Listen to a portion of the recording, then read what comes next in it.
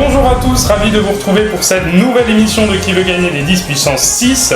La dernière fois, c'est Alexis qui avait joué avec nous et il avait remporté la somme maximale de 10 puissance 6. Et donc aujourd'hui, on accueille une nouvelle candidate qui s'appelle Julia. Et Julia va pouvoir nous rejoindre parmi nous, je vous en prie Julia. On l'applaudit évidemment. Bonjour à toutes et à tous. Bonjour Julia, alors Bonjour. est-ce que vous êtes ravie déjà d'être ici? Bien entendu que je suis ravie, hein. C'est la 5e fois que j'essaye de participer à C'est cette ça? émission. Les castings, tout ça, ça s'est ouais. bien passé? Ah oui, très bien, ma foi, le personnel est très gentil. C'est vrai? Oui. Alors vous faites quoi dans la vie? Je suis étudiante actuellement, je viens de terminer ma première année en ostéopathie animalière. Ok, alors vous soignez les animaux, c'est ça? Exactement, je suis dans le soin naturel de l'animal. Alors vous soignez quoi? Tout type d'animaux, à vrai dire. Essentiellement, ma principale clientèle reste les chevaux et les chiens. Après, on a également dans le domaine bovin, agricole, excusez-moi. Ok. Du coup, avec les bovins, les moutons, les chèvres.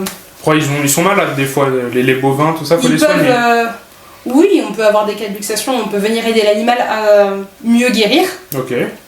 Et également, on va pouvoir surtout aider au niveau de la grossesse de l'animal et lors de la mise bas, faciliter la mise bas pour qu'il y ait moins de complications. D'accord, ça c'est cool. Et alors, c'est quoi l'animal que vous avez pu manipuler qui est le plus improbable? Le plus improbable, je dirais des lamas. Des lamas. Que j'ai déjà Incroyable. sur lesquels j'ai déjà pu pratiquer. Si on va dans le plus improbable, ouais. Et c'est gentil les lamas, ils vont pas cracher dessus? Non, c'est adorable comme C'est tout. vrai. C'est très intéressant également d'observer leur comportement, leur vie en communauté avec les Ok. autres lamas. C'est vraiment... Et donc vous entrez en deuxième année alors en septembre? Exactement, C'est ça. en deuxième année. C'est cool. Et pour faire quoi du coup après, au bout de... Et bien pour, au bout des 5 ans de formation, pouvoir passer mon diplôme de validation de formation et pouvoir commencer à pratiquer en tant que praticien ostéopathe animalier. D'accord. Alors, vous savez, dans notre émission, ce sont des questions de maths. D'accord. Effectivement. C'est ça. Alors, quel lien vous avez avec les maths? Vous vous entretenez avec cette matière? Plus aucun depuis un an, mais ouais. j'ai tout de même été en spécialité maths jusqu'en terminale. Ouais. Et j'ai quand même certaines bases en mathématiques. Ok. Pas aussi incroyable que le premier participant. Ouais. Parce qu'il a quand même réussi à aller jusqu'à la dernière question et à décrocher... J'espère réussir à atteindre la dernière question et décrocher le 10 puissance 6. On va espérer. Mais Vous avez 9 jokers à votre disposition quand même pour vous aider à ça. Donc les 9 jokers, il y en a déjà 3 que vous connaissez très bien. Le 50-50, qui élimine donc de mauvaises réponses. L'appel à un ami, pour appeler quelqu'un de votre entourage. Le vote du public. Alors le vote du public, pour cette émission, c'est un peu spécial, puisque la dernière fois, en fait, ça a été un vote du public un peu triché, honnêtement. Il était un petit peu manipulé. Mais là, aujourd'hui, on a fait un vrai vote du public, puisque ce sont les abonnés, ce sont donc vous, qui avez répondu à un sondage, en fait, que j'ai posté il y a quelques jours, et avec toutes les questions de cette émission. Alors j'espère que ce sondage, vous ne l'avez pas regardé. bien sûr que non, je joue le jeu jusqu'à C'est la fin, bien. monsieur le présentateur. Ça c'est cool. Et donc voilà, j'ai collecté ensuite les réponses et puis c'est avec ce vote du public, du vrai public, donc on aura les résultats. Alors ensuite on a 3 autres jokers, on a l'avis du présentateur. Alors ici, puisque c'est moi qui ai créé les questions, on va être très honnête, ça va pas être mon avis que je vais vous donner, mais je vais vous donner un petit indice. Peut-être Oui, une phrase, quelque chose qui va vous amener peut-être plus facilement vers la réponse. Ensuite le joker double chance. Double chance, c'est vous avez le droit de donner une réponse. Si elle est fausse, si elle est mauvaise, c'est pas grave. Vous avez une deuxième chance sur la même question et vous pouvez tenter une autre réponse. Donc ça vous laisse peut-être une vie supplémentaire. Ensuite, le joker switch pour changer de question si jamais la question ne vous plaît pas. Vous aurez une question plus facile dans ce cas-là. Et enfin, 3 jokers tableau ABC. Donc c'est pour utiliser ce tableau qui est d'ailleurs magnifique aujourd'hui. Vous nous avez fait quelque chose d'assez joli. Oui, j'en suis particulièrement fière. Exactement. Une chaîne YouTube que j'apprécie tout Je ne la particulièrement. connais pas. Ah, Je ne sais bon pas qui... Non, je Je ne vous connais conseille très fortement d'aller la regarder et de la suivre. pas. Et de s'abonner, c'est ça? Également de s'abonner. Ok. Forcément. Alors en tout cas, si vous utilisez ce joker tableau, vous aurez un tableau vierge à votre disposition. On va donc effacer cette œuvre d'art. Je suis désolé Julia pour l'instant. Donc ces jokers, vous en avez 3 au cours de la partie. Vous pouvez donc utiliser le tableau. Combien de fois? 3 fois. Ah, vous êtes forte en maths alors. Bien joué. Donc c'est ça, pour faire des équations ou faire des schémas par exemple. Du coup, je viens d'avoir une bonne réponse, donc j'ai déjà gagné un point, c'est ça? On peut voir ça comme ça. Du coup, on a besoin de 16 points. Donc vous aurez 15 questions, pardon. 15 questions. Pour tenter de décrocher la somme maximale de 10 puissance 6 qui vaut 1 million. Et alors vous me dites 10 puissance 6 quoi? Des euros, des dollars? Les livres sterling? Eh ben non, 10 puissance 6, tout court, il n'y a pas d'unité, c'est une unité arbitraire. Vous êtes un peu déçu? Un petit peu, oui, je vais pas vous mentir. Au moins un chocolat, quoi. Un petit chocolat, un milkshake, on va dire. Non, va pour le milkshake. Ça va. Très bien, eh bien alors c'est parti, jouons tout de suite à qui veut gagner des 10 puissance 6. Alors Julia, c'est parti pour la première question. Vous êtes prête? Je suis parfaitement prête. Première question qui vaut 1. Pas 1 euro, ça vaut 1. D'accord? Tristesse. Voici donc la première question. Quelle droite passe par les points A et B? Réponse A, la droite radicale. Réponse B, l'extrême droite. Réponse C, la droite AB. Réponse D, la droite de Mike Tyson. Pas facile pour commencer, hein. J'hésite quand même très fortement entre la B et la C. D'accord. Mais je pense que j'irai sur la réponse C, la droite AB. La droite AB, pardon, la réponse C, donc vous validez? Oui, je valide la réponse C. Et c'est évidemment la bonne réponse. Bravo Julia. Merveilleux. Deuxième question. Quelle est la particularité du produit scalaire? Réponse A, il est bilinéaire. Réponse C, il est translinéaire. Réponse C, il est homolinéaire. Ou réponse D, il est hétérolinéaire. Je pense avoir compris la petite subtilité de la question. Je pense. Oh, attends. J'ai d'un seul coup un gros doute. Le plus logique, ça vous semble quoi? Pour un produit scalaire? Ouais. Si je vous disais que je n'en avais plus aucun souvenir, monsieur le présentateur. Aucun souvenir du produit scalaire? C'est vrai? Oui. Vous vous rappelez quand même du thème? Sur de quel chapitre ça fait partie? Pas du tout? Non. Alors on en reparlera après la question si vous voulez. Oui, volontiers. Vous avez 9 jokers que vous pouvez commencer à utiliser maintenant si vous le souhaitez. Franchement, je me sentirais mal d'utiliser un joker dès la deuxième question, monsieur le présentateur. Ah, c'est pas grave, on peut... Non, je vais me remémorer mes souvenirs du lycée. Alors, rappelez-vous quand même qu'il y a des jeux de mots en général. Oui, il y a des jeux de mots, ça j'avais... J'ai les jeux de mots, justement. Maintenant, il faut que je me souvienne quel jeu de mots n'est pas un jeu de mots. Ouais. J'irai sur bilinéaire, la réponse A. La réponse A, vous validez? Ouais. La réponse A, c'est évidemment la bonne réponse, oui, bilinéaire. Parce que les autres, de toute façon... Les autres, oui, c'était des jeux de mots, évidemment. Juste pour revenir, du coup, sur ce qu'est un produit scalaire, parce que ça ne me revient pas du tout. Donc le produit scalaire, c'est une opération entre deux vecteurs. Donc c'est en quelque sorte une multiplication de vecteurs qui renvoie à un nombre. Oui, du coup, et il se définit comme, en fait, le produit des normes des deux vecteurs multiplié par le cosinus de l'angle. Oui, formé par ces deux vecteurs. Donc ça renvoie à un nombre, et le fait que ce soit bilinéaire, c'est que c'est comme une multiplication, c'est-à-dire qu'on peut le distribuer avec une somme. Quand vous avez des parenthèses comme ça, vous pouvez faire de la distribution. C'est un peu le principe de la bilinéarité. Et après, le reste, ça n'existe évidemment pas. Ça me revient tout doucement en tête, du coup. Parfait, bah alors on peut passer à la troisième question. Passons à la troisième question. C'est parti. Alors voici la troisième question. Comment qualifie-t-on une fonction dont la courbe représentative est une droite? D'accord. Réponse A, une fonction affine. Réponse B, une fonction à Pierre. Réponse C, une fonction à Paul. Ou réponse D, une fonction à Jacques. Alors est-ce qu'elle est affine à Pierre, à Paul ou à Jacques? C'est compliqué, franchement, je commence à comprendre pourquoi j'ai eu du mal à être sélectionnée pour cette émission, moi. Alors vous avez toujours des jokers si vous avez du mal sur cette question. Ça devrait aller, j'espère que ça devrait aller. Vous croyez? J'irai sur la fonction affine, réponse A. Vous êtes sûr de vous, Julia? Pas vraiment, j'hésite beaucoup avec la fonction à Jacques qui me semble plus logique, mais je vais tout de même aller sur la fonction affine. Bon, vous validez? Réponse A? Je valide la réponse A. Et bien entendu, c'est la réponse A, bah oui. Oui, une fonction affine. Alors, Finn n'est pas un prénom. Je connais personne qui s'appelle Finn. Vous connaissez quelqu'un qui s'appelle Finn? Des Américains. Des Américains qui s'appellent Finn? Oui. C'est vrai. Vous ne connaissez pas les dessins animés, monsieur le présentateur? Non. Il y a des personnages de dessins animés qui s'appellent Finn. C'est vrai. Je crois. Ça se prononce comme ça? Probablement. D'accord. Probablement, Ouais, pourtant ça a l'air d'être un prénom très commun. 2F, INE. Exactement. J'aime bien. Alors que Pierre, Paul, Jacques, un peu moins. Oui, souvent. Qui plus est, ce n'est pas des prénoms. Ouais, très. Mais il y en a quand même que je connais qui sont très sympas, des Pierre, des Paul et des Jacques. Ah bon? Oui, oui, Oh. oui. On m'avait dit que tous ceux qui pensaient le prénom Pierre, Paul ou Jacques n'était pas très Très sympa. recommandable. C'est vrai. Bon, il y en a de très recommandables. Je vous en ferai rencontrer après. Oh bah fantastique, fantastique. Alors si vous le voulez bien, on passe à la 4e question. C'est parti. 4e question, la voici. Quel théorème permet de calculer la longueur de n'importe quel côté d'un triangle quelconque? Réponse A, le théorème d'Al-Kashi. Réponse B, le théorème d'Al-Kapis. Réponse C, le théorème d'Al-Karotte. Réponse D, le théorème d'Al-Kapet.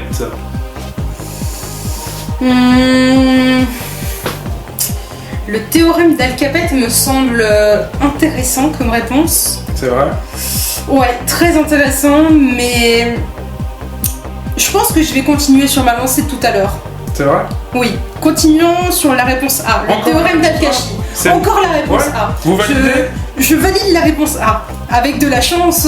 Avec beaucoup de chance et on C'est espère ça. que c'est la bonne réponse. Est-ce que c'est la réponse A? Oui. Pour une valeur de 10, vous gagnez 10. Chocolat. Attention, 10 000 chèques. 10 000 chèques, C'est ça fait 10 beaucoup de chèques. centilitres, 10 centilitres. Ah, 10 en compte Ah en oui, centilitres. c'est ça, alors. exactement. Bien. Alors, est-ce que c'est la bonne réponse? Et oui, bien sûr, c'est la Ah, bonne réponse. fantastique. Le théorème d'Al-Kashi, j'en ai d'ailleurs parlé dans ma dernière vidéo, dans Oh les oui. 3 dernières vidéos d'ailleurs. Je m'en souviens. Vous vous en souvenez? C'est vrai?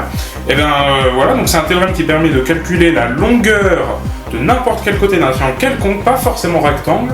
Rectangle, c'est quoi comme théorème? Le théorème de Pythagore, si je ne me trompe pas. Waouh, bien joué. Donc oui, effectivement, c'est le théorème de Pythagore qui est en fait juste une conséquence du théorème d'Al-Kashi. En fait, Ah. le théorème de Pythagore, c'est ridicule par rapport au théorème d'Al-Kashi. Le théorème de Pythagore, c'est nul en fait. Il est tout pourri ce théorème. Mais c'est vrai. Alors, bon, très bien, on va passer donc à la 5e question qui vous permet d'atteindre le premier palier de sécurité. Après, vous pouvez plus retomber plus bas. Vous êtes Fantastique. prêts? 2 pour la 5e question. Je suis prête. La voici. Que dit-on d'un vecteur dont la norme est égale à 0? Réponse A, il est bof. Réponse B, il est vraiment pas ouf. Ouais. Réponse C, il est tout pourri. Ou réponse D, il est nul. Ah, pas facile, pas facile. Ah Si j'hésiterais presque à prendre un bonus, un joker, je veux dire, pour Vous croyez cette question. Faut pas hésiter, hein, ils sont là pour ça. Non, allez. Mes souvenirs reviennent et je dirais que c'est la réponse D, il est nul. Alors, c'est la première fois que je vais vous le demander. Est-ce que c'est votre dernier mot, Julia? Cette phrase n'a jamais été très rassurante, je trouve. C'est vrai. Mais oui, c'est mon dernier mot, monsieur. Pour atteindre donc le premier palier et remporter la somme de 30 centilitres de milkshake, la réponse est... La réponse D, il est nul. Fantastique. C'est ça. Ouh, Enfin, le premier palier de passer, C'est la ça. pression redescend un petit peu, on a ma atteint foi. quelque chose là. Exactement, franchement, 30 centilitres de milkshake. C'est génial. Ah ouais, c'est merveilleux, merveilleux. Fantastique. Vous allez du coup ne plus avoir soif. Exactement. Faut voir ça comme ça. Qui plus est, en ces périodes de forte chaleur, ça permettrait C'est ça. de... Bon alors donc oui, hein, un vecteur nul, c'est un vecteur dont la norme est nulle, égale à 0. C'est le principe du vecteur nul. Et donc on va passer donc à la 6e question. On entre tout de suite, vous allez le voir, dans des questions peut-être un peu plus dures. Bien. Jusque-là, ça a été. Jusque-là, ça a été. Pas trop de difficultés. Non, non, non. Alors là, ça va se compliquer un peu. On est parti pour la 6e question. Voici l'énoncé. Quelle est la particularité d'une matrice carrée? Réponse A, elle possède une racine carrée. Réponse B, sa diagonale est nulle. Réponse C, il y a autant de lignes que de colonnes. Réponse D, elle est nilpotente. Effectivement, nous rentrons bien plus dans le vif du sujet que... On rentre dans des vraies maths. Effectivement, oui, oui. Et on rentre également dans un domaine que je ne pense ne jamais avoir vu au lycée, Ouais. par exemple. Car Est-ce que les vous- matrices, si je ne me trompe pas, c'est dans le programme de maths experte en terminale, c'est n'est-ce pas? cela. Oui, donc Est-ce que vous visualisez quand même ce qu'est une matrice ou pas du tout? Vous avez aucune idée de ce que ça peut être? on me l'a expliqué brièvement ce qu'était une matrice. J'allais dire Matrix, alors on va éviter les références au film aujourd'hui. Remarque, ça a quand même un lien. Ça, oui, si je me trompe pas, ça a tout de même un lien, oui. Mais non, je sais qu'on me l'a expliqué très brièvement au lycée Un ami me l'a expliqué, c'est d'ailleurs celui qui tient la chaîne de Médématique qui me l'a expliqué. C'est pas vrai, mais qui est donc cette personne? C'est une personne très gentille et qui a le don de savoir expliquer et faire comprendre les mathématiques, ça, même au plus nul. Vous me le présenterez? Très volontiers. Je serais ravi de le rencontrer. Et alors... je suis sûre que lui aussi serait également très ravi de vous rencontrer. C'est vrai? Ah oui, je pense que je serais ravi, et en tout cas lui sera peut-être ravi. Alors, une matrice carrée, vous n'avez aucun souvenir de ce que peut être une matrice? Ce qui est une matrice est moyen, ce que peut être une matrice carrée, absolument pas. Je pense que je peux potentiellement y aller à la logique, même si il y a typiquement un terme que je comprends pas dans la réponse D, nilpotente. Je n'avais jamais entendu ça avant. J'espère pouvoir y aller à la logique, sinon j'utiliserai un joker pour cette question. Mais votre première impression, ça serait quoi? La réponse qui vous semble la plus logique? La réponse qui me semblerait la plus logique, si on se base sur les termes de la question et des réponses, serait bien entendu la réponse A. Quand on parle de racine carrée, dans le sens où on parle de matrice carrée, on peut se douter qu'il y a quelque chose de carré dans l'histoire. D'accord. Non, plus sérieusement, oui, il serait logique d'aller sur la réponse A, mais... Alors après, géométriquement, un carré, ça serait quoi? Géométriquement, c'est une face à 4 bords de parts égales. Enfin, ouais, donc des côtés égaux. Oui, des côtés égaux, oui. Et donc tu n'aurais pas une réponse là-dedans qui semblerait plus se rapprocher de cette définition géométrique? Non, pour moi, du coup, il serait logique que j'aille sur la réponse A, mais j'ai peur que la réponse la plus logique ne soit pas la bonne ici. Alors vous pouvez partir par exemple sur un 50-50 qui peut-être pourrait vous éliminer cette réponse A, ou quelque chose qui peut être également intéressant, c'est le joker double chance. Si vous hésitez entre deux réponses, ce joker vous permet d'avoir une première chance, donc de tenter une réponse, et si jamais ce n'est pas la bonne, c'est pas grave, vous avez une deuxième chance pour vous rattraper.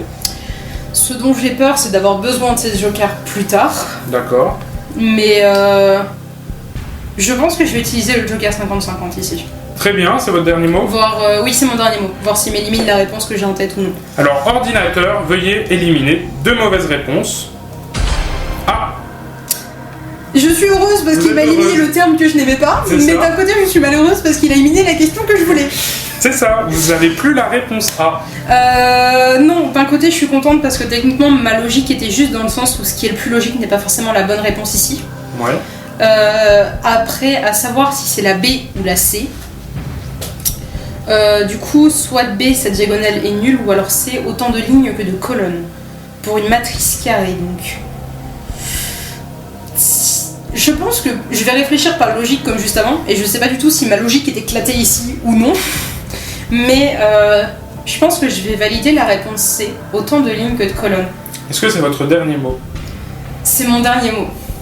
C'est celle qui m'attire le plus, bizarrement. La réponse, quelle est la particularité d'une matrice carrée? Eh bien, c'est qu'elle possède autant de lignes que de colonnes. Effectivement, c'est la bonne réponse. Alors, une matrice, vous avez aucun souvenir de ce que c'est, non? Approximativement de ce que c'est, mais vous l'expliquez comme ça, non, alors, pas du tout. Une matrice, c'est juste un tableau de nombres.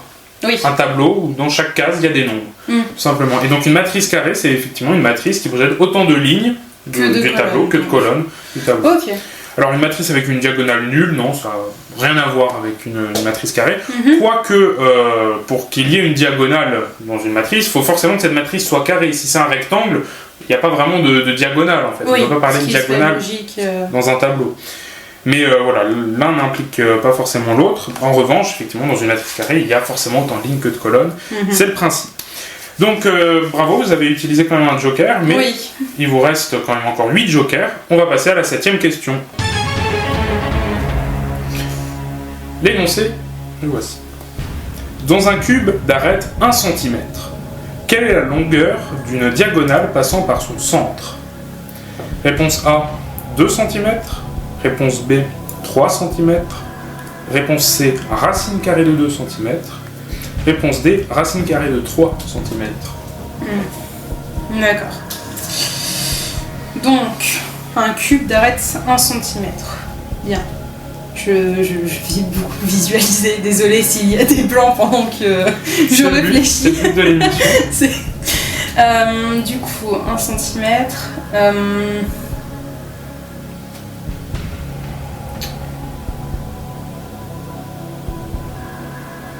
Déjà, la réponse de centimètres pour moi, elle est pas possible. Pourquoi? Parce qu'on parle d'une diagonale et je ne saurais pas vous l'expliquer, je suis sincèrement désolée. Comme je vous l'ai dit... En tout cas, ça ne vous tente pas. Non, elle ne me tente pas du tout. C'est comme je vous l'ai dit en tout début d'émission, mon niveau en mathématiques est assez bas, enfin moyen, je dirais plus. En tout cas, pour l'instant, ça va, vous débrouillez pas trop. Ouais, je suis assez fière de moi d'ailleurs. J'ai un niveau très moyen en maths, donc il y a des réponses qui vont pas du tout me sembler logiques, d'autres beaucoup plus logiques. Parfois, ça sera la bonne, et parfois j'aurai raison dans ma logique, mais je ne saurais pas vous l'expliquer ma logique. Je vais finir par la comprendre au bout de quelques questions. C'est ça, voilà. Peut-être qu'au bout de quelques questions, vous finirez par comprendre ma logique. Ça arrivera. Je l'espère. Je l'espère aussi. En tout cas, cette question, elle me semble cohérente pour utiliser potentiellement un joker tableau pour faire un schéma d'un cube, potentiellement. Et tracer un cube, une diagonale, et peut-être faire des calculs avec. J'y ai pensé, mais j'ai peur de m'embrouiller en utilisant le tableau. D'accord. Préférez faire de tête? Ouais, de tête. D'accord. Donc, on a un cube d'arête 1 cm. La longueur d'une diagonale passant par son centre. Bien. J'ai la diagonale, je vois comment est-ce qu'elle passe. Du coup, 2 cm pour moi, c'est non. Les racines. Comment est-ce que je pourrais arriver à une racine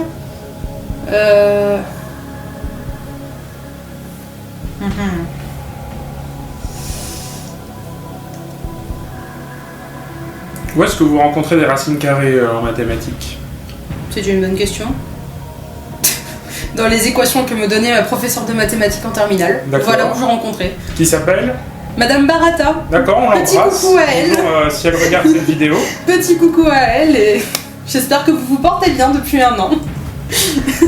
Il me semble que c'était ma prof de maths aussi. Ah bon? Oui. Oh, que le monde est petit. Donc je la salue également. Ouf, c'est du niveau très lointain. Si lointain que les calculs sont presque flous dans ma tête. Voyons voir.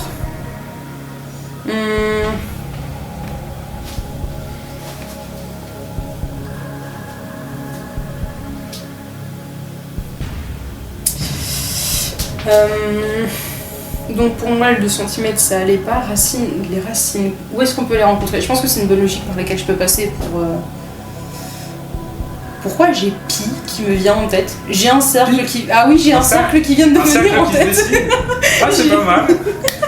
Non mais je vais finir par comprendre votre logique, je vais y arriver. Ça va arriver. J'ai un cercle qui vient de se dessiner dans ma tête avec coucou, je suis pi.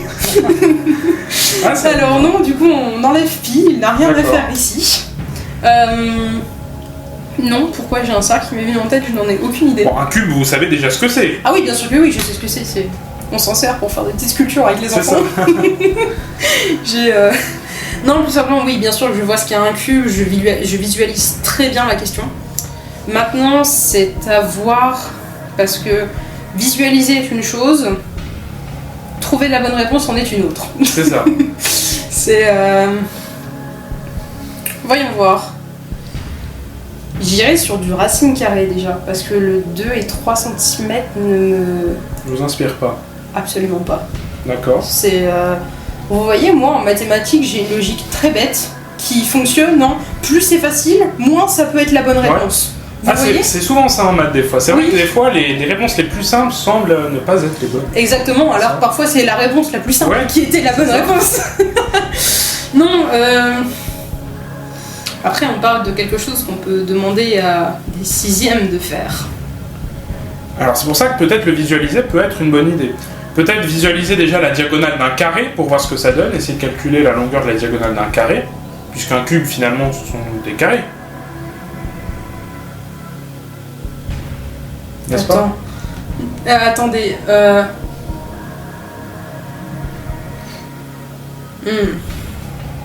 Je sais pas, vous avez dit quelque chose qui vient de me faire tilter quelque chose, monsieur le présentateur. Oui, je ne sais pas quoi, mais je serais extrêmement tentée d'aller sur la réponse B ou D. Du coup, j'hésite très fortement entre les deux. Je ne sais pas pourquoi, une nouvelle fois. Mais parce que Ouais, la diagonale d'un cube, je vois exactement par où est-ce que ça passe, que ça fait le trajet que ça fait pour passer par le centre. De toute façon, il faut que ça passe par le centre. Parce que sinon, on parle de la diagonale d'un carré et non pas d'un cube. Je vais aller sur la réponse D. La réponse D, racine carrée de 3 cm. Oui. Est-ce que c'est votre dernier mot? C'est mon dernier mot. Alors qu'est-ce qui vous a fait penser ça? Eh bien, je sais pas ce que vous avez dit pour que mon cerveau décide de faire ce trajet, mais en gros, j'utilise mon cube, je pars, on va dire, d'un point à un autre, du coup, pour faire ma diagonale en passant par le centre. Ouais. Et je vais faire, du coup, on sait que c'est une arête de 1 cm, donc ça fait 1 cm, 1 cm et 1 cm. Je sais pas trop si vous voyez ce que je veux dire, mais du coup, je fais le trajet par les arêtes pour y arriver. Je sais pas du tout si c'est la bonne logique pour réussir à trouver la diagonale de mon cube. D'accord. J'estime que c'est la bonne logique pour trouver la diagonale. Alors j'espère pour vous, puisque c'est validé. Je sais que je sais qu'avec d'autres, c'est pas des fonctions, avec d'autres situations mathématiques, on utilise ces situations justement. Je crois qu'on peut mettre un cube en vecteur. Et genre en faisant de tel vecteur à tel vecteur, on peut arriver d'un certain point en allant sur l'axe X, Y et Z pour arriver d'un point à un autre. Et je sais pas pourquoi mon cerveau a réfléchi par ça, en espérant que ça soit une bonne logique. Il y a un gros cheminement derrière. Ah oui, il y a un gros cheminement derrière. Après, j'ai jamais dit que c'était un bon cheminement. Le principal, c'est que la réponse soit bonne. C'est vrai qu'en maths, on s'intéresse au raisonnement, mais quand même, ce qui est intéressant en science, c'est au final le résultat. D'avoir toujours le résultat. Les ingénieurs, c'est sûr qu'à la fin, ce qui est intéressant pour les entreprises qui les contactent, c'est le résultat. Exactement. Alors, racine carrée de 3 cm, est-ce que c'est la bonne réponse? Eh bien, la réponse, dans un cube d'arête 1 cm, quelle est la longueur d'une diagonale passant par son centre? Déjà, vous avez éliminé 2 et racine de 2 dans votre tête. Oui. Ce n'est pas 2 cm, effectivement. Ouais. 2 cm, non, pas du tout. C'est, non, c'est beaucoup trop. Ça, je savais que c'était. Alors, racine carrée de 2 cm non plus. Pourquoi? Parce que c'est la longueur de la diagonale d'un carré de longueur 1 cm. Et ça, c'est le théorème de Pythagore qui nous le dit. Oui. On utilise le théorème de Pythagore. Et donc, racine carrée de 2, non, forcément, puisque la diagonale d'un cube est forcément plus grande que la diagonale d'un carré. Oui. Donc, ce n'est pas racine carrée de 2 cm. Alors, est-ce que c'est 3 cm? Est-ce que c'est racine de 3 cm? Le suspense monte. Vous êtes stressant, monsieur le présentateur. Quelle est la bonne réponse? La réponse est... La réponse D, racine carrée de 3 cm. Vous pouvez relâcher la pression. Je ne sais pas comment j'ai fait pour trouver la bonne réponse, mais je l'ai trouvée. Vous l'avez trouvée. Alors, je vais vous expliquer maintenant comment on la trouve, cette réponse. Parce que je pense pas être passé par le bon raisonnement pour la trouver. Je pense que je me suis un peu compliqué la tête. Alors, les raisonnements, il peut y en avoir plusieurs, mais un raisonnement simple, si j'arrive à dessiner un cube correctement, ce qui n'est évidemment pas toujours le cas, comme vous pouvez le constater. Courage, monsieur le présentateur, courage. Donc voici un cube, je vais dessiner les arêtes internes également, voilà à peu près. Ouais. Donc ce qu'on veut calculer, c'est par exemple la diagonale qui passe par ce sommet-là et puis ce sommet-là, on est d'accord? Donc ce sont deux sommets qui sont totalement opposés. Ce qui est intéressant, c'est de connaître en fait d'abord la longueur de ce côté. On utilise quoi? Le théorème de Pythagore, donc ici on a un côté qui fait 1, un côté qui fait 1. Donc ici ça fera racine carrée de 2. Oui. Par le théorème de Pythagore. Ce qui fait qu'on a un nouveau triangle rectangle, puisqu'ici on a une arête là, ici on a un angle droit en 3 dimensions, évidemment. Il faut le visualiser en 3 dimensions, on a un angle droit. Ici une arête qui fait 1, une arête qui fait racine de 2, et donc l'arête qui nous intéresse, c'est celle-ci. On utilise à nouveau le théorème de Pythagore. Racine de 2 au carré plus 1 au carré, donc ça fait 2 plus 1, 3.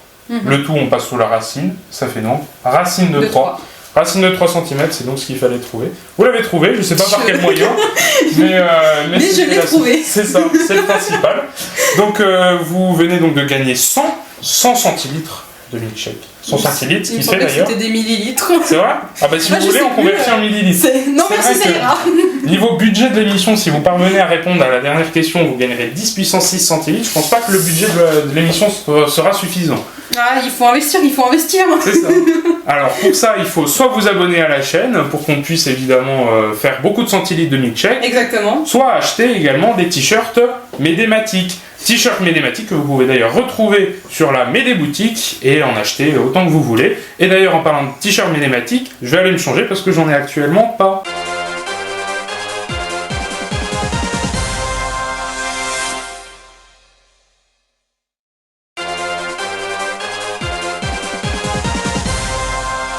Alors Julia, vous vous êtes changé? Effectivement, je me suis changée pour un style un peu plus... Montrez-le à la caméra, comme il est un beau. peu plus sponsorisé. C'est ça, on peut voir ça comme ça. Bon, en tout cas, 7ème question. 100 millilitres pour l'instant. Exactement. Peut-être plus. Exactement. On continue. Prochaine question, donc question 8. Voici l'intitulé. Qu'est-ce qu'une opération ne peut pas être? D'accord. Réponse A, commutative. Réponse B, associative. Réponse C, indicative. Réponse D, alternative. D'accord. Donc, qu'est-ce qu'une opération ne peut pas être? C'est une fort bonne question. Très intéressante, si je puis dire. C'est vrai? Ça vous intrigue? Oui, beaucoup, parce que j'ai pas la réponse et du coup je trouve ça très intriguant comme réponse, comme question, je veux dire, excusez-moi. Mais déjà je me demande si j'ai déjà pu entendre ça ou lire ça quelque part, parce que ce n'est pas parce que j'ai arrêté les maths depuis 1 an que je ne lis plus aucun article, que ce soit en médecine, scientifique ou mathématiques. Qu'est-ce qu'une opération ne peut pas être? Donc, communicative, associative, indicative ou bien alternative? Commutative. Commutative. Je veux vraiment lire la communication. La communication, c'est ça. Vous faites de la communication avec les animaux? Je ne suis pas dans la communication animale personnellement, mais j'ai des connaissances qui font de la communication animale. D'accord, donc ça existe vraiment. La communication animale, après c'est vraiment une question de croyance pour la communication animale. Il faut y croire pour, pas pour que ça marche, mais pour vraiment penser que la personne en face de nous qui fait de la communication animale, qui finalement voit réellement et ressent réellement des choses avec votre animal, en fait, ne pas penser nous-mêmes que c'est un charlatan, comme ce qu'on peut penser de nous en tant qu'ostéo par rapport à certains patients. D'accord. Et vous y croyez? Ah, moi j'y crois. Je crois à beaucoup de choses. Je suis peut-être quelqu'un de très terre à terre, mais je crois à beaucoup de choses que beaucoup de personnes pensent que c'est du charlatanisme ou bien juste des personnes qui... En tout cas, s'il y a des effets, c'est que ça marche. Il se passe quelque chose en tout cas. Effectivement, c'est ce qu'on peut dire. Alors là, en l'occurrence, c'est pas communicatif, c'est commutatif. Voilà, là, commutatif. Nous avons un petit peu dévié. C'est ça, les opérations a priori ne communiquent pas avec les animaux. Aux dernières nouvelles. Non, c'est ça. Aux dernières nouvelles, je ne crois pas que les opérations communiquent avec les animaux. Mais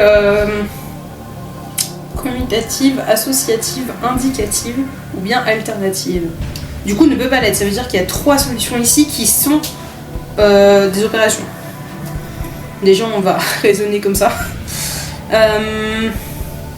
Commutative, associative, indicative. Oui, j'ai bien lu cette fois-ci. Alternative.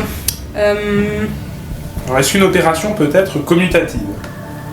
Je ne sais pas ce que signifie ce terme, donc je vais réfléchir avec les 3 autres. D'accord. On va y aller par élimination. Déjà, associative, il serait logique qu'une opération le soit.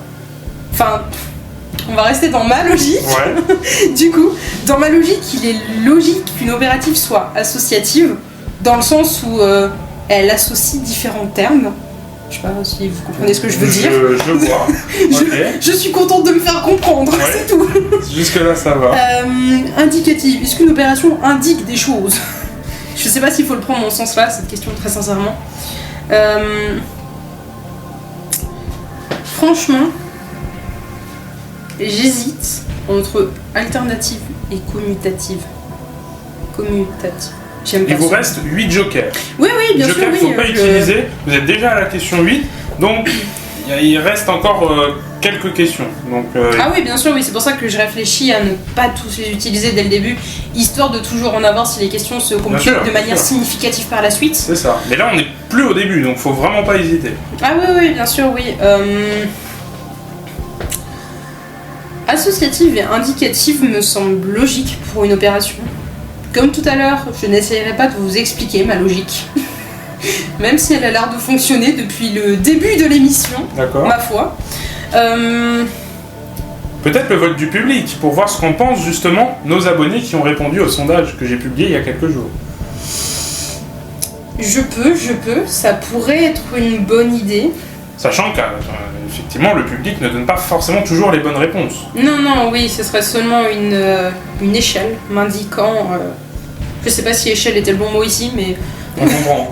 Voilà. Un pourcentage en tout cas. Voilà, un pourcentage m'indiquant vers quelle question, quelle réponse pour eux serait la plus logique d'être la bonne, sachant que je ne dis pas que vos abonnés sont fourbes, mais peut-être qu'ils pourraient tenter de me piéger. C'est vrai, mais il y a des abonnés qui sont profs de maths parmi les abonnés. Ah, c'est vrai. Donc, il y a des profs de maths. Donc, est-ce que les profs de maths sont fourbes ou bien ont décidé de m'aider aujourd'hui? Mais il y en a qui ont répondu, donc peut-être qu'on peut leur faire confiance. Je pense que je vais utiliser le vote du public. Je vais vous suivre, monsieur. Très bien, c'est votre choix. Ouais. C'est votre dernier mot. Je pense que le vote du public peut m'aider ici. Très bien, on utilise donc le joker vote du public. Eh bien, je vais m'adresser du coup aux résultats. Oui, je m'adresse à des résultats, comme certains peuvent s'adresser à des animaux. Moi, je m'adresse aux résultats donc, de ce sondage et je vais demander à l'ordinateur donc, de calculer ici le pourcentage du sondage que je vous ai donné il y a quelques jours sur donc, ma chaîne YouTube dans l'onglet communauté. Et donc, ce sont vos réponses qui vont s'afficher à l'écran dans quelques secondes. Attention, c'est parti. Ah, j'ai eu peur, j'ai cru que personne n'avait répondu. Non, faut attendre un petit peu le temps que l'ordinateur calcule. D'accord.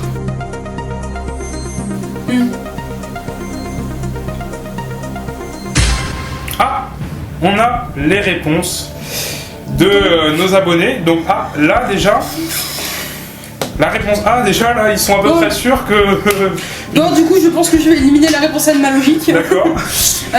Du coup, pour eux, c'est plus entre la C et la D, où ils iraient beaucoup plus sur la C à 62%.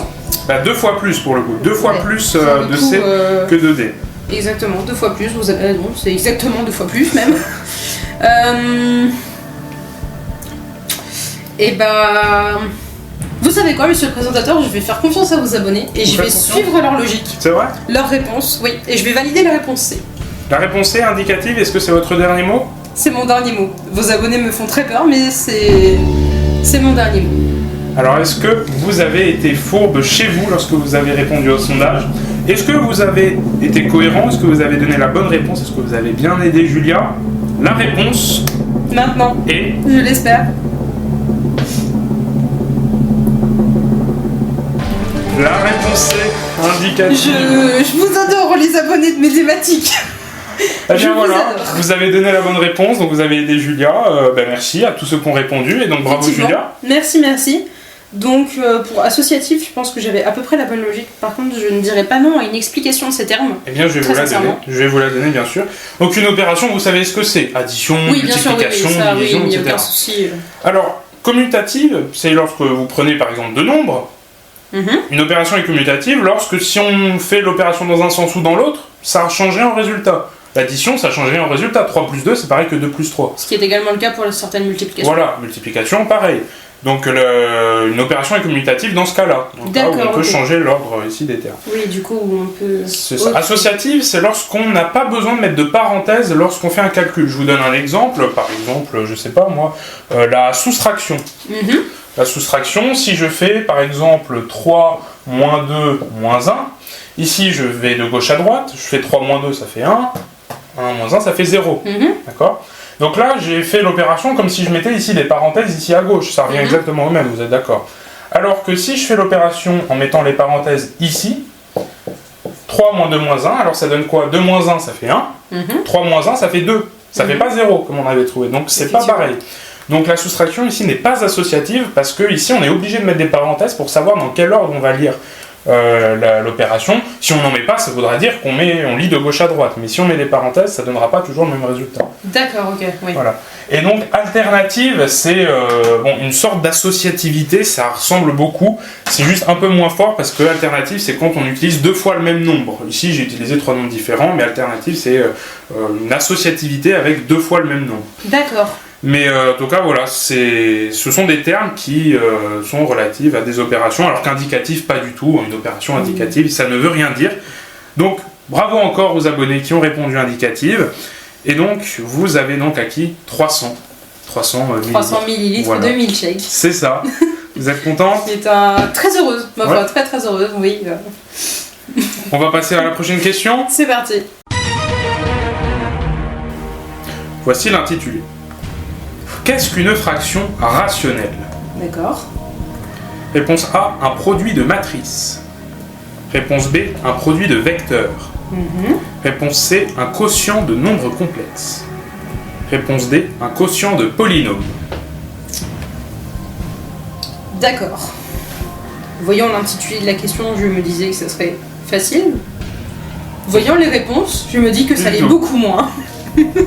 Finalement. Bon, qu'est-ce qui vous parle là-dedans, en tout cas dans les termes qui sont utilisés? Matrice, du coup, vous savez Matrice, ce que c'est? on en a déjà parlé un peu plus tôt du coup, dans l'émission, donc je vois pas parfaitement ce que c'est, mais je vois de quoi est-ce qu'on parle. Vecteur. Vecteur, oui, ça bien sûr que oui, je vois ce que c'est. Un quotient, les polynômes, mes souvenirs sont lointains, mais je vois aussi ce que c'est. Et un quotient de nombres complexes, eh bien je vais vous répondre la même chose qu'à la question de la matrice. On me l'a expliqué lorsque j'étais au lycée. Ça date d'il y a fort longtemps pour ma mémoire. Ouais. Donc je ne vous dirai pas que je sais ce que c'est, mais on va dire que j'espère pouvoir me débrouiller sur cette question, sachant que cette fois-ci le public n'est plus là pour me venir en aide malheureusement. Vous avez utilisé votre joker vote du public dans la dernière question, là c'est sûr, plus possible. À partir de maintenant ils vont me regarder galérer. C'est ça, exactement. Il y en a peut-être même qui vont être heureux de vous voir galérer. Exactement, il y a peut-être des sadiques dans votre communauté. J'espère qu'il n'y en a pas beaucoup quand même, et que vous allez être... vous allez l'encourager. Je vous attends dans les commentaires. Et dans le chat même, vous pouvez réagir d'ailleurs en direct dans le chat de cette émission. Effectivement. Si vous regardez cette émission en direct. Effectivement. Donc, qu'est-ce qu'une fraction rationnelle? Qu'est-ce qui est rationnel? On dirait une question de philosophie. Quelque chose que l'on peut nous demander en termes. Est-ce que votre raisonnement est rationnel? Ça, je peux déjà vous répondre, non, il n'est pas rationnel. Ça va arriver. Non. Hors blague, plus sérieusement, fraction. Oh, oui, ça bien sûr que oui, je vois ce que c'est, ça fait des années et des années qu'on me rabâche les oreilles avec, donc je vois ce que c'est. Rationnel, je pensais voir ce que c'était, maintenant que je vois les réponses, je ne pense pas du tout voir ce que ça pourrait potentiellement être. Ouais. Donc on a un produit de matrice, un produit de vecteur, ou bien un quotient de nombres complexes et un quotient de polynômes. Déjà fraction, vous visualisez quand même ce que c'est.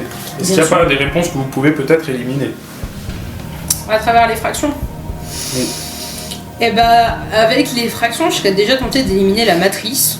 Enfin, un produit de matrice. Parce que je m'y connais pas en matrice, mais est-ce qu'on peut faire des fractions avec des matrices? Je ne sais pas.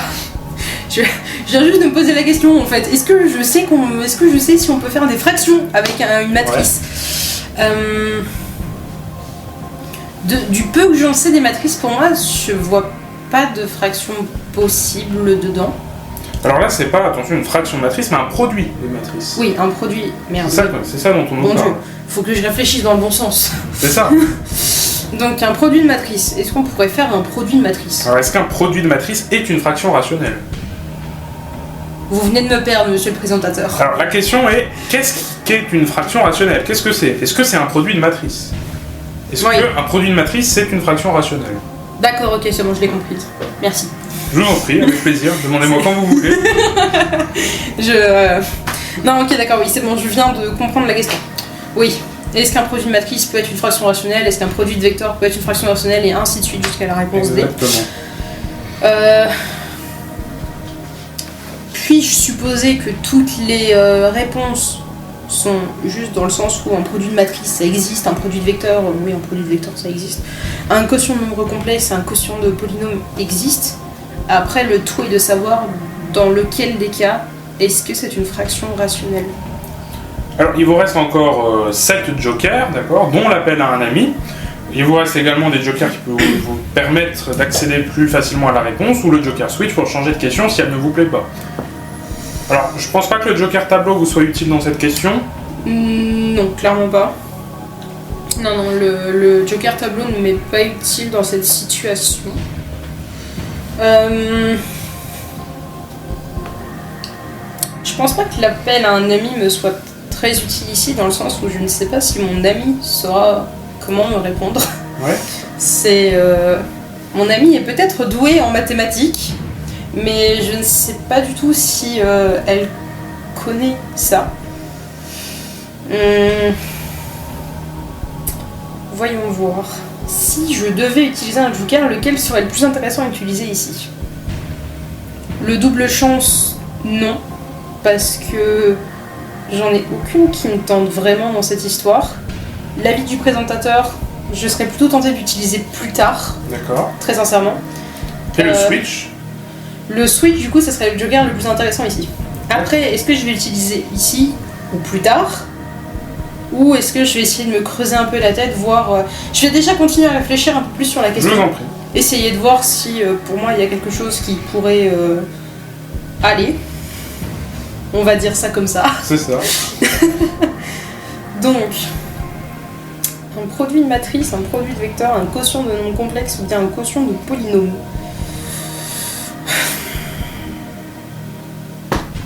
Voyons voir. Qui est-ce qui pourrait être une fraction rationnelle? Faut déjà que je me souvienne à peu près ce qu'est une fraction rationnelle, mais je pense que je vois ce que c'est. Vous savez ce qu'est une fraction rationnelle? Si j'ai le bon truc en tête, oui, je sais ce qu'est une fraction rationnelle. D'accord. Si j'ai... j'espère avoir le bon truc. Vu votre étonnement... dans ce Ah oui, coup, je suis étonné, oui. Vu votre étonnement, j'ai l'impression que je n'ai pas du tout la bonne chose en tête, du coup. Ah peut-être, je peux pas vous influencer en tout cas. Ce que je peux vous dire, c'est que moi, les fractions rationnelles, j'ai vu ça cette année en classe préparatoire. Et bah du coup, je ne vois pas du tout ce que c'est. Je ne vois pas du tout ce que c'est. Mais sans le vouloir, vous venez peut-être de m'indiquer quelque chose. Peut-être est-ce que ça serait sur les matrices ou les nombres complexes, si vous l'avez vu cette année. Ah, je peux pas vous induire en erreur. En tout cas, ce que je peux vous dire, c'est par exemple les matrices et les nombres complexes, j'ai même vu ça avant. Eh oui, parce que mathématiques. Grâce à Math Expert. Exactement, parce que mon ami qui dirige, on a l'impression que je parle d'un empire. C'est ça. Mais qui tient la chaîne de Médématique, m'avait parlé des matrices et des nombres complexes lorsqu'il était en Math Expert. En Math Expert, merci. Donc oui, non, effectivement, ce n'est pas une bonne logique ce que j'ai eu. Puis les vecteurs, ça fait quand même quelques années, pareil pour les polynômes, vecteurs, polynômes. Ah oui, ça oui, vecteurs et polynômes. Bien sûr. Est-ce que du coup on va du côté compliqué ou du côté facile? Enfin facile, je me comprends. Mais parfois en maths c'est pas toujours facile et parfois c'est pas toujours non plus compliqué. Exactement. En fait on peut pas savoir. C'est ça qui est compliqué avec les mathématiques. Exactement. C'est qu'on ne sait pas toujours ce qui est juste. C'est ça, tout à fait. Donc une fraction rationnelle, d'accord, ok, je vais complètement autre chose en tête. Un produit de vecteur, un quotient de polynôme, un produit de matrice, un quotient de nombres complexes. Je pense que je vais utiliser le switch, monsieur le présentateur. Vous êtes totalement perdu sur cette question, c'est ça? Complètement, je suis complètement larguée. Vous utilisez votre joker switch? Je vais utiliser mon joker switch parce que je pense pas que j'arriverai à trouver la bonne réponse, je veux dire. Très sincèrement, D'accord, c'est votre dernier mot? C'est mon dernier mot. Très bien, alors avant de l'utiliser quand même, ce qu'on va faire, c'est que je vais vous demander votre avis quand même sur la question. Qu'est-ce que vous auriez répondu? Je suis complètement perdue, très sincèrement, parce que du coup je vois pas du tout ce qu'est une fraction rationnelle. D'accord. Et laquelle pourrait être juste, je sais pas pourquoi. Alors c'est toujours des intuitions, hein. Souvent c'est des intuitions à la con que j'ai, mais excusez-moi pour le vocabulaire. Jusque là, ça vous porte chance ces intuitions. C'est ça, mais pour moi je serais allée sur la D, un quotient de polynôme. Quotient de polynôme. Pourquoi? Alors vous auriez répondu un quotient de polynôme, la réponse D. Exactement. La réponse était... Aïe, c'était la réponse D, Julien. Vous auriez dû vous fier à votre intuition. C'était bien ça. C'était un quotient de polynôme. Dommage. Pourquoi? Bah en fait, déjà, une fraction. Oui. Une fraction, c'est un quotient. C'est une division, un quotient. Donc déjà, il fallait éliminer déjà les produits de matrice, produits de vecteurs. De toute façon, les produits ne m'intéressaient pas. Voilà. Et donc une fraction rationnelle, bon évidemment c'est un terme qu'il faut savoir, qu'il faut connaître, donc c'est un quotient de polynôme. C'est dommage. J'ai envie de pleurer, monsieur le présentateur. Non, faut pas. Il vous reste encore des jokers de toute façon. C'est pas grave, c'est pas grave. Ça va aller? Vous voulez un petit verre d'eau? Vous êtes sûr? Un petit mouchoir, quelque chose? N'hésitez pas. Vous inquiétez pas, c'est plus de la gêne. C'est vrai. D'une certaine manière. C'est du rire nerveux. Ouais. Bon, bah, ça m'apprendra pour me faire confiance. La prochaine fois, j'écouterai ma maman. Ça, faudra écouter. La prochaine fois, j'écouterai ma maman. Alors, un quotient de polynôme, donc. Fraction de polynôme, fraction rationnelle. Un polynôme, vous savez ce que c'est? Oui. Polynôme, donc avec des x, x carré, x cube, tout ça. Lorsque vous faites une fraction avec des polynômes, hop, vous obtenez une fraction rationnelle. Oui. Tout simplement. D'accord. Voilà. Donc des nombres complexes, c'est complexe. C'est un nombre avec une partie réelle, une partie imaginaire. Donc ça n'a aucun rapport. Ok, donc vous avez utilisé votre joker switch. On passe donc à la question switch. Exactement, question switch. Question switch. Voici l'intitulé. Combien de milligrammes font 10 millions de tonnes? Question calculatoire. Effectivement. 1 million, 100 milliards. Alors là, il faut que j'arrive à le lire. Donc ça me semble être tac tac. Il faut. Ouais. Ça fait donc 10 millions de milliards. Ou un nombre que je ne vais pas m'efforcer à lire puisque il me semble bien trop compliqué. Donc combien de milligrammes font 10 millions de tonnes? Bon déjà oui c'est 1 million, on est d'accord, la réponse A, ça déjà je peux l'enlever. Parce que on va pas se mentir qu'il y a un petit souci si 1 million de milligrammes font 10 millions de tonnes. Petit souci, je pense aussi, effectivement.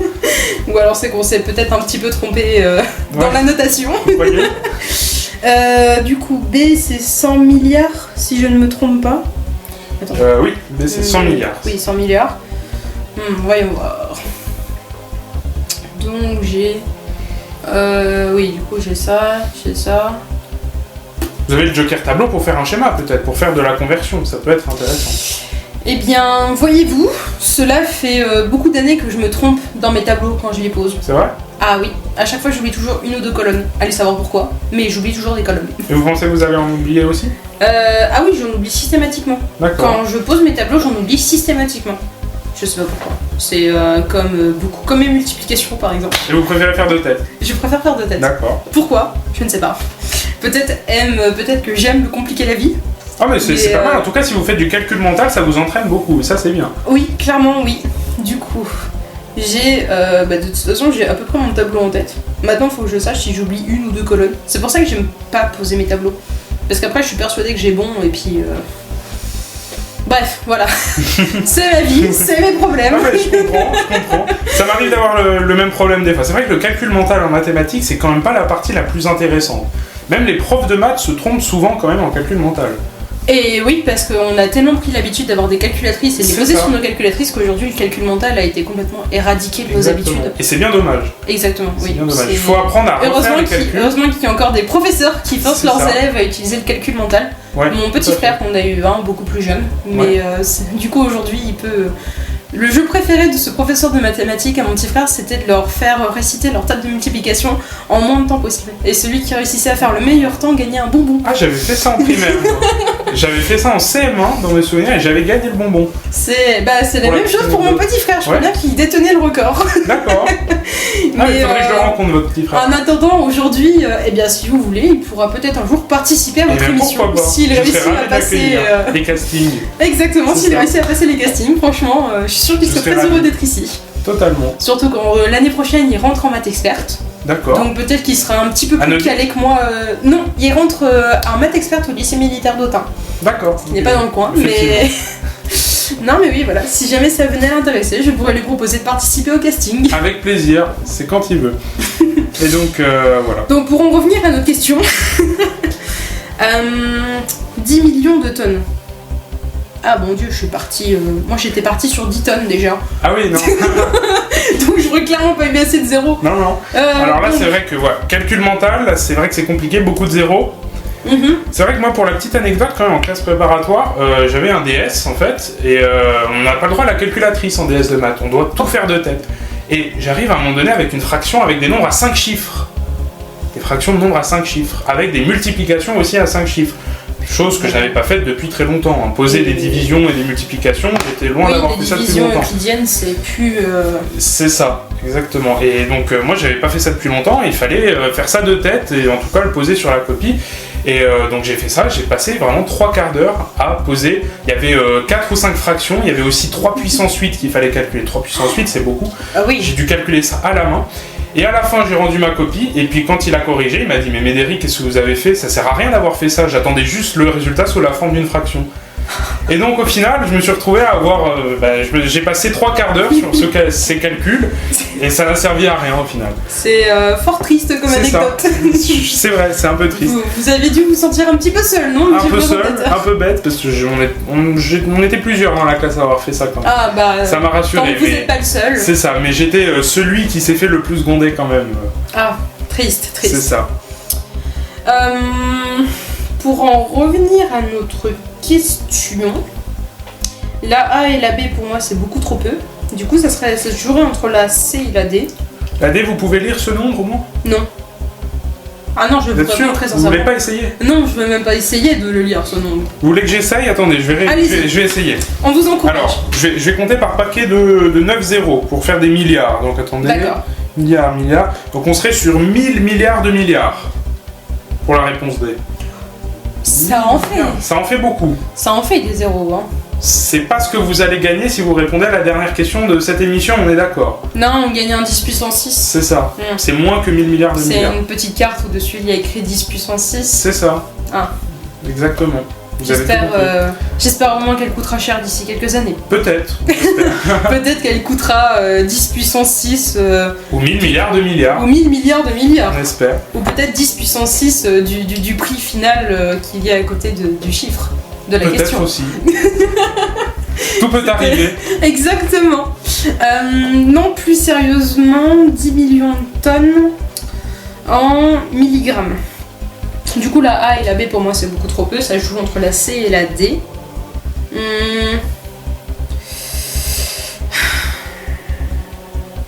Alors attendez. 10 millions de tonnes. Ça veut dire que j'ai déjà.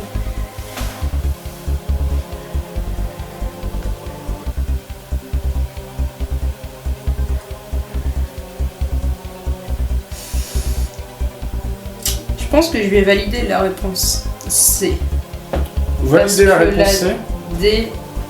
10 millions de milliards? Oui, 10 millions. je me demandais de quoi vous me parliez. Est-ce que c'est votre dernier mot? La D me semble trop grande. Après, on passe quand même de tonnes à milligrammes, ce qui n'est pas rien. Effectivement. Et on parle de 10 millions. Je valide la réponse C. C'est votre dernier mot? C'est mon dernier mot. Je valide la réponse C. Alors, la réponse n'est pas 1 million. Non, c'est beaucoup trop peu. Exactement. Ce n'est pas non plus 100 milliards, la réponse B. Ce qui est toujours trop peu. Ça se joue effectivement, comme vous l'avez dit, entre la réponse C et la réponse D. La réponse pour réussir cette 9e question est... On ne le saura pas aujourd'hui. Vous venez d'entendre le buzzer qui nous dit que c'est la semaine prochaine qu'on saura la réponse. C'est-à-dire que vous jouerez encore avec nous la semaine prochaine. Oui, bien sûr, je jouerai encore avec vous la semaine prochaine. Il y a du suspense. Vous sentez comment là? Stressé de la réponse de cette question. Vous avez envie de savoir? Très envie de savoir, très sincèrement. Eh bien, j'espère que chez vous, vous avez aussi envie de connaître la réponse, puisque ce n'est pas aujourd'hui que vous allez la connaître. Tout comme moi. Tout comme elle, effectivement. Tout comme moi. Donc j'espère que vous serez patient d'ici là. Il va falloir beaucoup de courage, s'armer de patience. Et en tout cas, je vous remercie d'avoir regardé cette émission en compagnie de Julia. Et on se retrouve donc la semaine prochaine pour cette deuxième partie donc, de ce deuxième épisode de Qui veut gagner des 10 puissance 6 avec Julia qui sera avec nous pour tenter de décrocher la somme maximale de 10 puissance 6. On vous dit donc à la semaine prochaine et on vous dit donc à bientôt. Salut!